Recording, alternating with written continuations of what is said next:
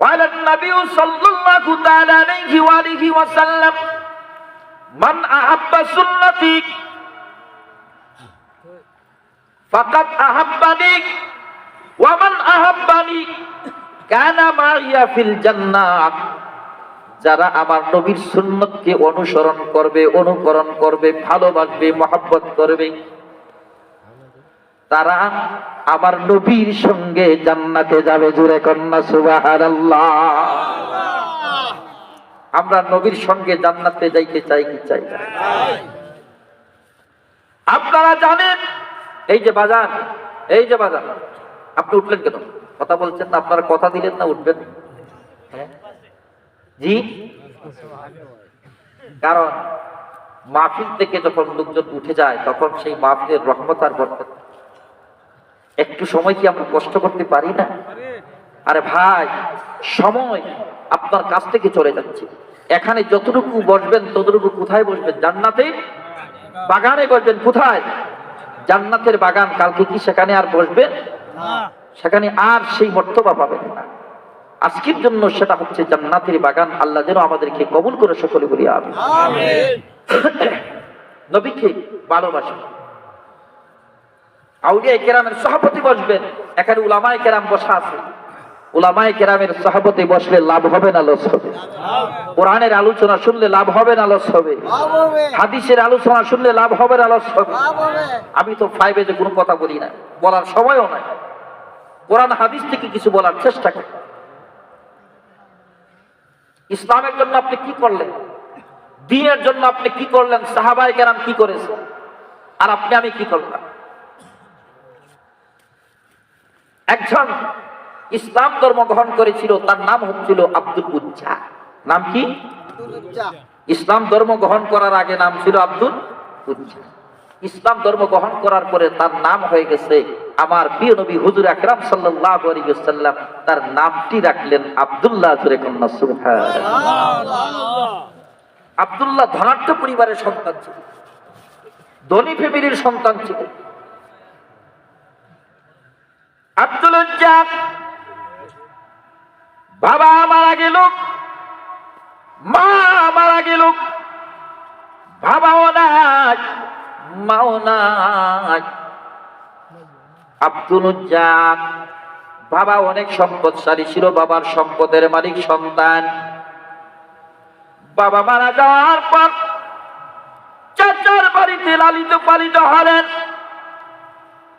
বিশাল সম্পদ। সকাল বেলায় যেই পোশাক পরিধান করে বিকাল বেলায় সেই পোশাক আর পরিধান করতে হয় না। ধনী পরিবারের ছেলে, ধনী পরিবারের দুলালি আব্দুল উজ্জা। আবার নবী দরবারে আসা যাওয়া করে, আমার নবী কি মহব্বত করি, আমার নবীকে ভালোবাসে। একদিন আব্দুল উজ্জা চাচাকে বলে, চাচা আমি আপনাকে একটা প্রশ্ন করব, সেই প্রশ্নের জবাবটা আমি আপনার কাছে চাই। বাতিজা রে, ও বাতিজা, কি তুমি প্রশ্ন করবা? আবার ঠিক করো, আমি তোমার প্রশ্নের জবাব দিব। আব্দুল উজ্জা বলে, চাচা বলেন তো দেখি গো, দিনের নবী মুহাম্মদ, আব্দুল্লাহর পুলা মুহাম্মদ ভালো না খারাপ, কেমন মানুষ? জোরে কন্যা সুবহানাল্লাহ।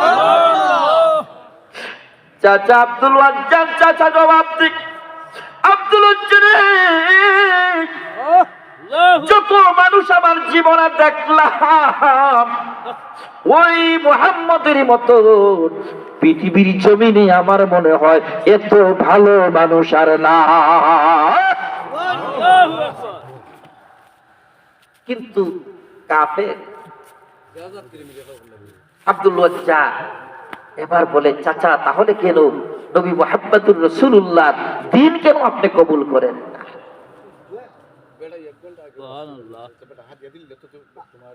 এবার আব্দুল উজ্জা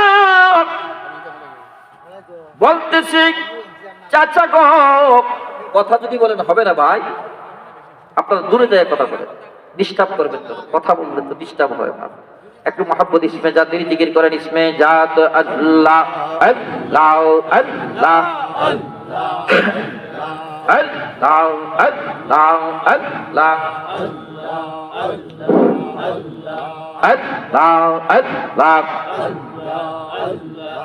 আল্লাহ আল্লাহ। কোন সাধনে পাইব আপনার ও দয়াল নবী গো, কোন সাধনে পাইব আপনাকে দেখিবার মনে চায় ও নবীজি, আপনাকে দেখিবার মনে চায়। আল্লাহ আল্লাহ আল্লাহ আল্লাহ আল্লাহ আল্লাহ।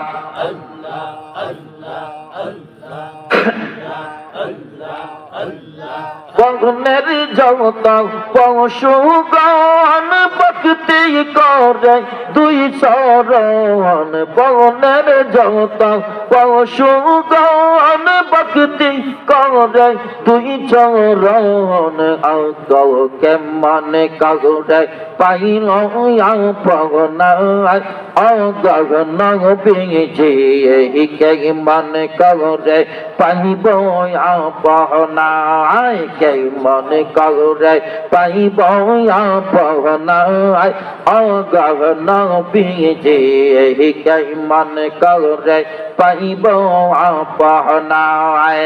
আল্লাহ আল্লাহ